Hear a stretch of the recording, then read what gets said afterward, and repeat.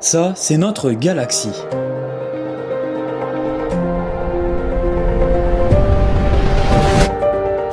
Et ça, c'est Mars. Cette fameuse planète rouge que l'on entend sur la bouche de tous les physiciens et astronomes. Mais la connaît-on vraiment? Que cache-t-elle? Habiterait-elle de la vie ou pourrait-elle en habiter de nouveau? Si la conquête spatiale et le voyage sur Mars sont à leur paroxysme ces dernières décennies, pourrions-nous vraiment envisager d'y aller à long terme? Comment irions-nous? Et comment se déroulerait notre vie de martien? En d'autres termes, que nous réserverait le voyage le plus fou que l'humanité ait connu?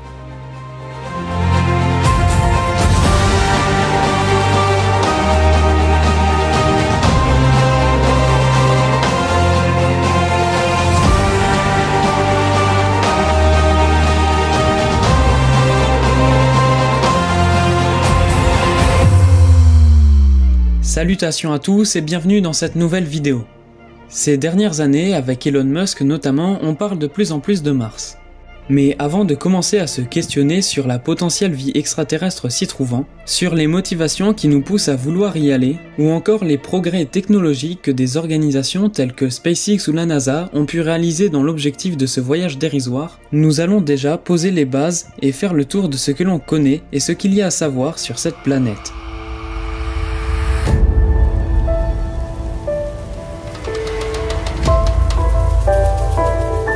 Il y a maintenant 4,5 milliards d'années, une planète dense et rocheuse vient de rejoindre notre système solaire. Mars vient de naître et elle a déjà des similitudes avec notre planète.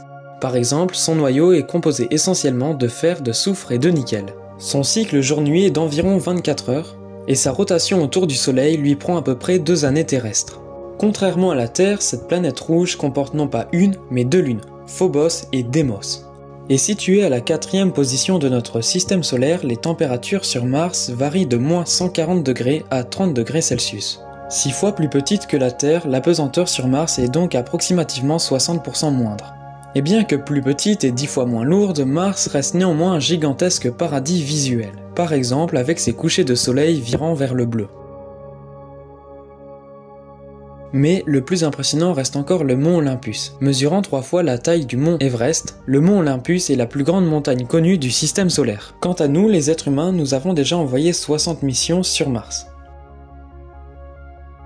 Mais seulement 28 ont atteint leur cible. Alors ces chiffres sont à prendre avec des pincettes car les premiers lancements étaient envoyés durant la guerre froide et ont donc été un petit peu précipités. Alors tous ces chiffres c'est bien, mais si vous voulez la connaître plus précisément, je vous invite à aller voir la liste des liens que j'ai mis dans la description qui vous enverront vers des liens d'interviews d'astronautes et d'astronomes aguerris qui parleront bien mieux de cette planète. Mais avant, je vous invite quand même à finir cette vidéo qui vous apprendra pas mal de choses sur Mars. Mais si nous parlons tant de cette planète, c'est parce qu'elle pourrait être habitable. Alors elle pourrait être habitable pour nous, êtres humains. Mais le serait-elle pas déjà pour d'autres formes de vie ? Eh bien, des scientifiques ont déjà pu observer de l'eau sous forme solide, de la glace aux pôles nord et sud, ainsi que de l'argile synonyme d'eau, et enfin des vestiges de rivières. Et on le sait bien, l'eau est le berceau de la vie.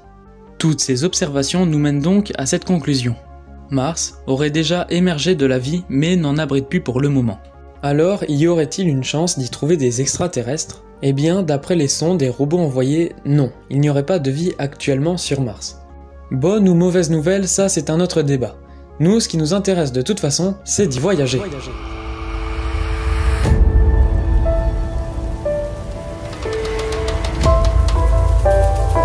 Avant même de partir sur Mars ou même de commencer à construire la fusée qui nous permettrait d'y aller, un tas de calculs et de prédictions seraient déjà à faire. Alors, sans même parler des calculs les plus compliqués, comme par exemple les calculs qui nous permettraient de construire une fusée apte à aller sur Mars, parce que oui, on n'a pas encore de vraie fusée capable de pouvoir aller sur Mars. Alors il y a bien Starship, qui est une fusée prévue pour aller sur Mars, mais encore rien n'est dit, elle peut encore être modifiée à l'avenir. Il faudrait déjà trouver une date de lancement, c'est-à-dire prédire un moment optimal pour partir en fusée, car oui, la Terre et Mars ne sont pas toujours alignés, et ce serait dommage de partir quand Mars est à l'autre bout du système solaire. Bon, dans cette vidéo, on va un peu rêver et dire que tous les problèmes techniques que rencontre par exemple Elon Musk pour le voyage sur Mars, tous les problèmes techniques pour la fusée, le voyage ou même le ravitaillement sur place sont palliés. Et on va partir directement à la partie qui nous intéresse, c'est-à-dire le décollage, le lancement, le voyage et puis l'atterrissage. Alors ça y est, nous sommes plus qu'à quelques minutes du décollage, nous avons trouvé la fenêtre de tir optimale et tous les problèmes techniques ont été vérifiés et revérifiés des dizaines voire des centaines de fois.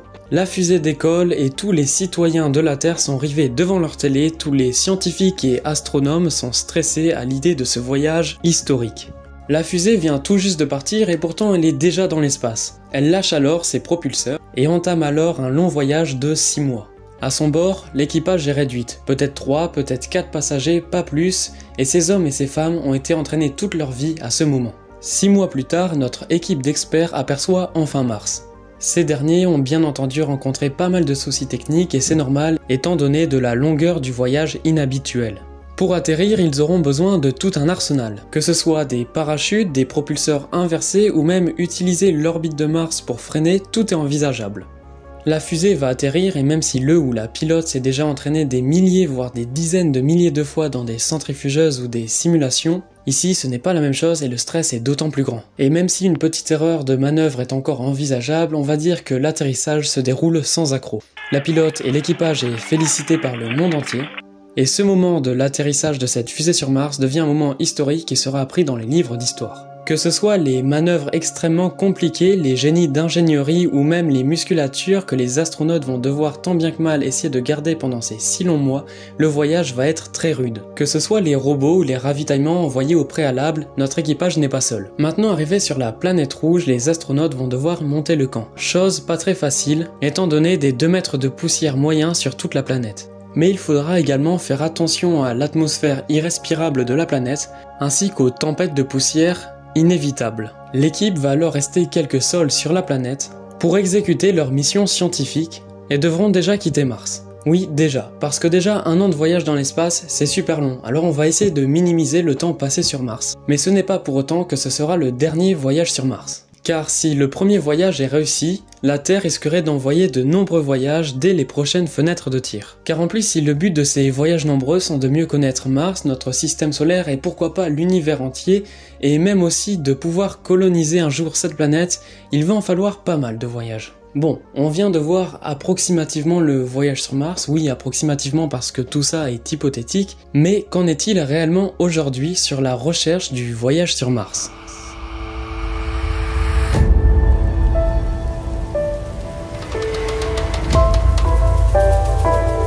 Les estimations les plus optimistes d'un voyage sur Mars sont vers l'année 2030. Encore une fois, ceci est très hypothétique, mais pourtant très bien réfléchi. Alors oui, dans cette vidéo on a parlé de pas mal de choses hypothétiques. Mais si vous voulez pallier à ça, je vous invite à lire des articles, des journaux, des sites ou même à regarder des chaînes YouTube qui parlent de l'actualité en astronomie ou même pourquoi pas directement sur le voyage sur Mars. Je vous invite à vous informer régulièrement pour être plus au courant de ce sujet qui bouge quand même pas mal et passer de l'hypothétique au concret. Alors, si on veut espérer voyager d'ici 2030, il nous reste 8 petites années pour pallier tous les problèmes que nous avons au sujet de ce voyage. Alors quand je dis on, c'est sûrement pas moi qui vais changer grand chose. Mais derrière toutes ces avancées technologiques qui concernent le voyage sur Mars, un homme est aux commandes, c'est bien évidemment Elon Musk. Alors je l'ai cité déjà quelques fois dans ma vidéo, mais on va voir concrètement quelles sont ses influences sur tout ça. Bien évidemment, dans cette vidéo, je ne vais pas m'exprimer sur le fait que ce soit une bonne ou une mauvaise personne, parce que c'est une personnalité publique, et sacrément d'ailleurs, et je pense qu'il y aurait pas mal de choses à redire sur cette personne. Ici on va juste parler de faits concrets et de l'avancement du projet du voyage sur Mars. Avant tout, Elon Musk est connu pour être un homme extrêmement riche. Et sa richesse a débuté quand il s'est fait racheter ses actions PayPal. Cette richesse, une fois en main, il compte réinvestir dans l'exploration spatiale. Il crée donc SpaceX en mai 2002. SpaceX commencera désastreusement avec la lancée de plusieurs fusées Falcon, qui n'aboutiront à rien sauf à de jolies explosions. Néanmoins, avec sa fusée Falcon 1 V4, il réussira tout de même à atteindre l'espace. Plusieurs années plus tard, envoyer des fusées dans l'espace, mettre des satellites en orbite autour de la Terre, ça commence à devenir un peu ennuyant pour Elon Musk qui veut toujours plus. Notamment avec le lancement du projet Mars Oasis. Ce projet consiste en le but de faire pousser de la végétation sur Mars. À l'heure d'aujourd'hui, ce projet n'a pas encore été abouti. Mais cela n'empêche, d'année en année, des projets de plus en plus fous et de plus en plus ambitieux voient le jour. Un des gros projets d'Elon Musk est de rendre le marché spatial un peu moins cher. Et pour ça, une solution lui paraît évidente, recycler les fusées. Il faudrait dans ce cas récupérer les étages inférieurs des fusées qui sont lâchées après l'envol. Et pour cela, la Falcon 9 Full Thrust a été un tournant pour SpaceX en réalisant de nombreuses avancées technologiques. Avec ce genre d'exploit, SpaceX ne passe pas inaperçu et signe de gros contrats avec la NASA. Puis arrive l'année de consacration. En 2017, SpaceX parvient à lancer 18 fusées Falcon avec succès et à récupérer les étages inférieurs. Mais Elon Musk veut toujours plus et c'est pour ça qu'il se tourne maintenant vers Mars. Et déjà, beaucoup de projets sur Mars ont débuté. Elon Musk veut par exemple industrialiser la planète, la rendre habitable et renvoyer l'homme dans l'espace encore plus loin qu'il n'a jamais été. Enfin bref, vous l'aurez compris, Elon Musk et SpaceX veulent toujours plus. Et c'est vrai que quand on regarde ce qui a été fait les 10 dernières années du côté de SpaceX, on ne peut être qu'impatient quant à l'idée de ce qu'ils pourront faire les 10 prochaines années. Tout ça c'est très beau, mais l'agence spatiale a tout de même un côté sombre de la force. Elle est notamment reprochée de concurrence déloyale. Car SpaceX ne sont pas les seuls sur le marché. Et c'est vrai que par exemple, recevoir plusieurs chèques de plusieurs milliards de dollars par la NASA, ça peut paraître déloyal aux yeux de certains. Et entre nous, c'est totalement compréhensible. Surtout que SpaceX, dominant le marché, produit des pièces de fusée à des prix dérisoires quand on regarde ce qui a été fait il y a plusieurs décennies, et les vend toujours au prix fort sans donner de vraies raisons. En fait, en ayant la capacité à recycler leurs anciennes pièces de fusée, ce qui n'est pas le cas de toute autre agence spatiale, SpaceX arrive à faire des bénéfices de quasiment 100%, voire plus encore. Bon, assez parlé de cet individu. Si Elon Musk vous intéresse, vous pouvez toujours me le dire en commentaire et ça pourrait faire l'objet d'une prochaine vidéo. Maintenant, passons à la suite de la vidéo.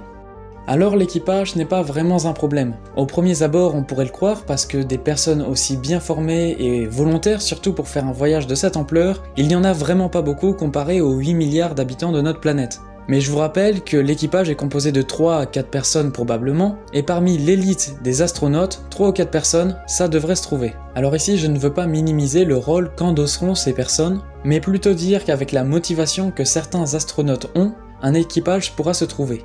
Ok, pour l'équipage, c'est bon. Maintenant, passons à la fusée. En soi, des fusées qui vont sur Mars, on en a déjà vu passer, parce que des robots comme Viking qui se baladent sur Mars sont bien atterris avec des fusées humaines. Alors ici, pour transporter des êtres humains, ça serait un petit peu plus compliqué, mais encore faisable. La partie la plus complexe encore serait les réacteurs et les propulseurs. Alors sans rentrer dans les détails, bien sûr je vous mets des sources et des articles en lien dans la description, mais du côté des propulseurs de la fusée, certains prototypes sont en train d'être déjà réfléchis et utilisent notamment la fission nucléaire. Je vous invite à aller approfondir ce sujet, mais pour la vidéo restons-en sur la simple idée que d'ici 2030, et vu à l'allure à laquelle cela avance, nous finirons bien par avoir une fusée capable de se charger du voyage. Alors je ne sais pas si vous avez vu passer l'info, mais ces derniers mois et ces prochaines années, l'humain retourne enfin sur la Lune. Parce que c'est vrai que ces dernières décennies, on n'y est pas trop retourné. Alors bien sûr, il y a quelques buts scientifiques derrière tout ça, mais la mission principale, c'est le voyage sur Mars. Parce qu'aller sur la Lune, c'est un peu l'intermédiaire. Le but de ces voyages, en gros, c'est de se réhabituer à l'espace et puis d'y aller étape par étape. Mais à penser grand comme cela, on en oublie les réels enjeux de ce voyage. Parce que aller sur Mars, au-delà des soucis techniques, ça implique énormément de choses. Alors arrêtons de rêver 2 minutes et prenons un petit peu de recul sur tout ça. Si l'une des motivations de ce voyage serait de préserver la vie humaine, selon moi, d'autres moyens bien plus simples pourraient la préserver. Parce que aller sur Mars et rien que la recherche sur ce sujet, ça implique beaucoup de dépenses et de coûts énergétiques. En d'autres termes, la recherche sur le voyage sur Mars est un investissement écologique. Parce que si ce projet tombe à l'eau, toute cette pollution abusive n'aura pratiquement servi à rien. Pour conclure cette vidéo, j'aimerais vous rappeler qu'avant de regarder et d'observer les autres planètes et astres, regardons déjà notre planète. Parce qu'à regarder les étoiles, on en oublie nos pieds, nos racines et notre très belle planète bleue. Notre planète a besoin d'attention. Et c'est pour ça qu'après cette vidéo sur Mars, ma prochaine vidéo sera dédiée à l'écologie. Alors je tiens tout de suite à vous dire que cette prochaine vidéo ne parlera pas de petits conseils du quotidien comme prendre sa douche au lieu d'un bain pour être plus écolo, mais plutôt une prise de conscience, pour vous montrer que vous, comme moi, sommes en train de participer à la destruction de la plus belle chose de notre univers.